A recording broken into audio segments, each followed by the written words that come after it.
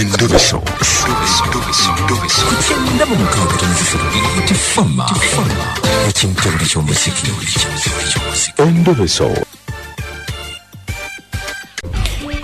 Okay, tuyingidde omutabbizi akadde kano kennyini nnyini. Magi. Wangi. Nkulamusizza. Alesebo. Ennyongerako ku ddoboozi katini. Alesebo. Yenze Kadima Namayanja ne Kabogoza tuli ku Beat FM ekinda buli ky'omuziki. Oh, Mukulu Kadima. Wangi. Mukulu Kadima. Njagala kuntaasa. Kutaasa? Ye. Naye oyo bw'oyogera mpola sikulya bulungi kutaasa ki? Kaakati Mukulu Kadima. Nga bw'otumanyi. Nankwanibwa omusajja wange. Atubeerawo. Kale nga tetwakola nko bya kikulu nga bw'omanyi. Temwakolangako bya kikulu? Ya. Biri eby'okwegatta. Ebyo.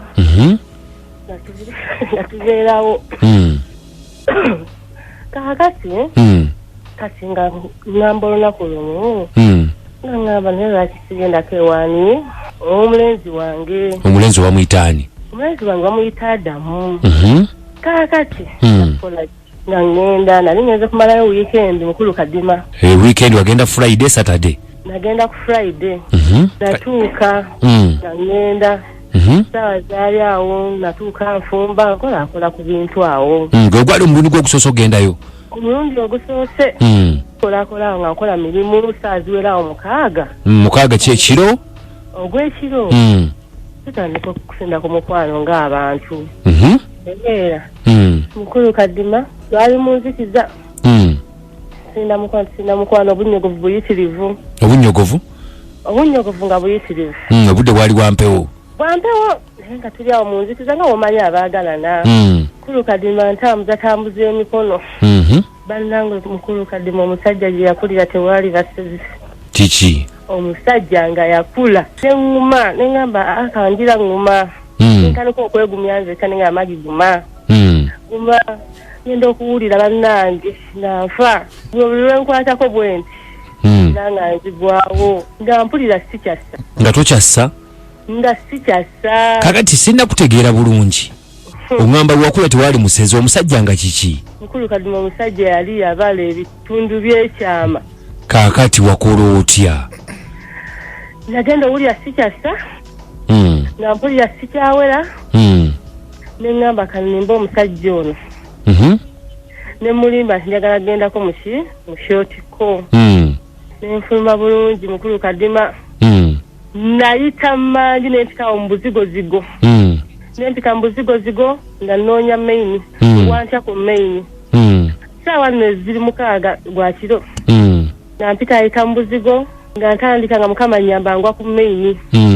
Saa zigenda owera 8.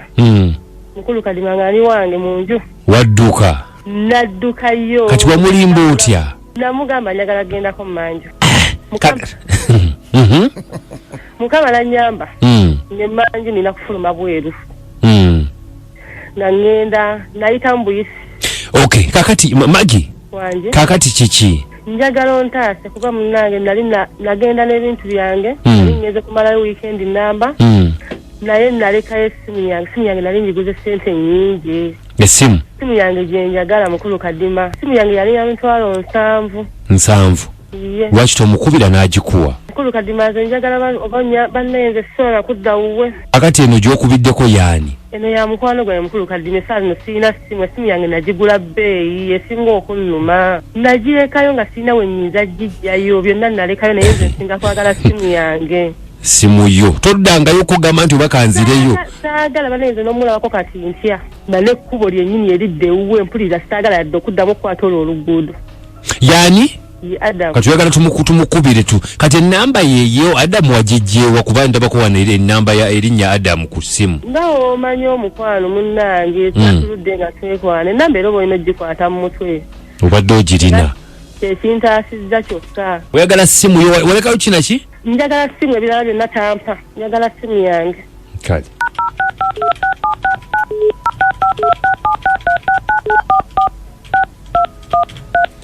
Nga walaba. Natuukako.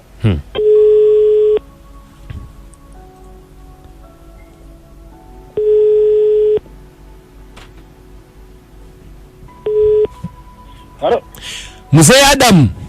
Waji sebo. Jebaleko. Ada sebo. Yes sebo obulamu bulungi. Yes sebo njogera ko nani ono sebo. Nze bampita Kadima na mayanja ne Kabogoza. Tukubidde okuva no ku beti sebo. Waliwo omukyala atutumye.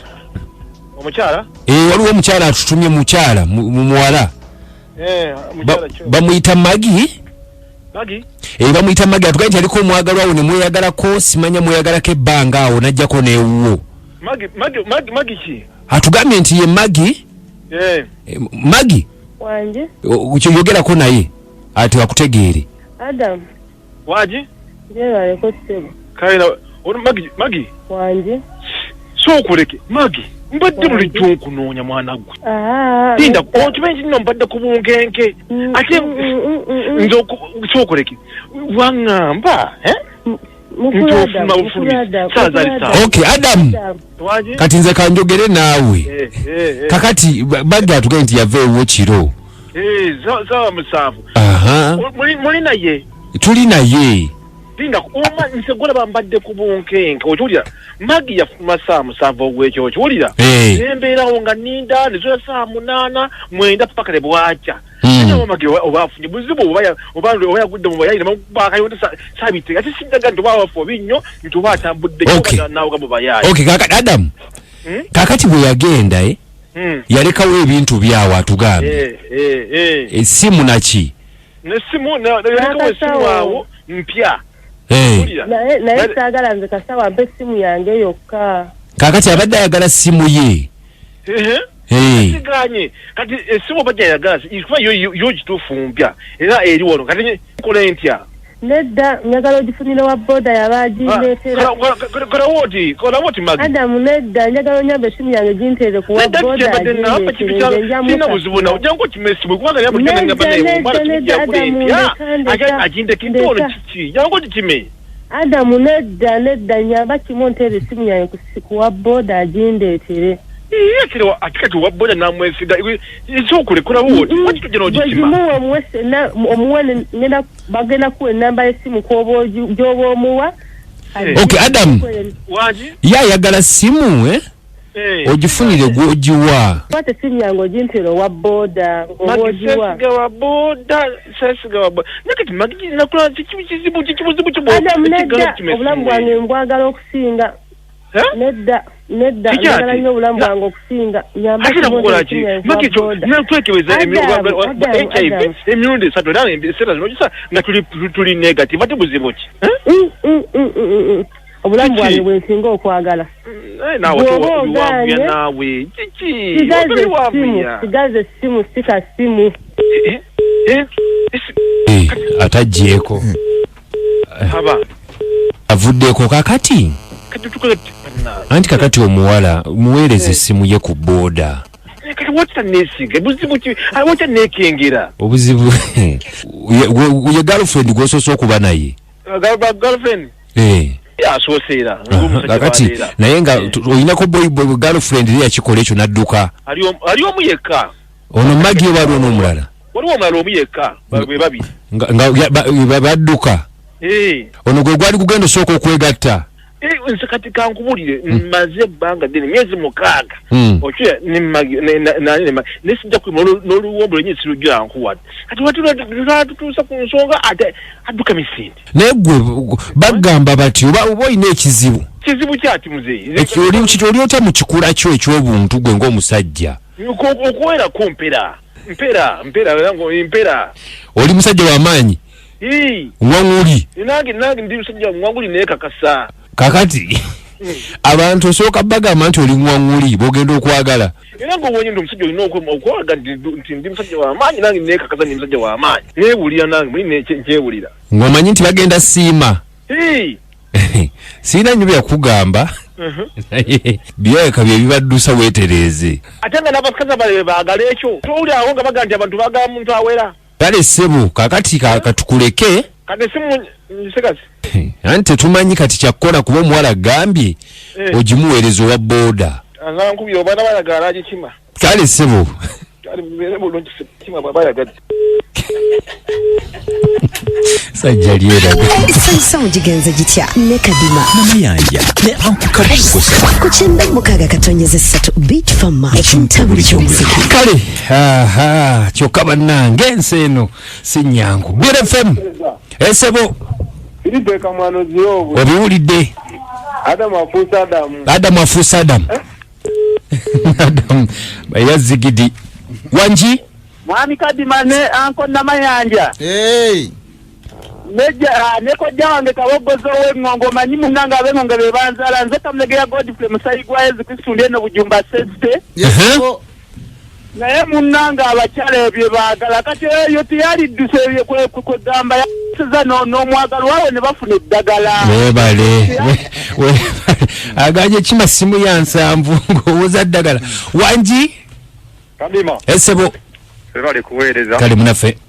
Ze manager Umaro ndi kugaluga stage esooka. Kati magi. Emesinde ntoza nayo kakati wali akyadduka. Omutima gumu.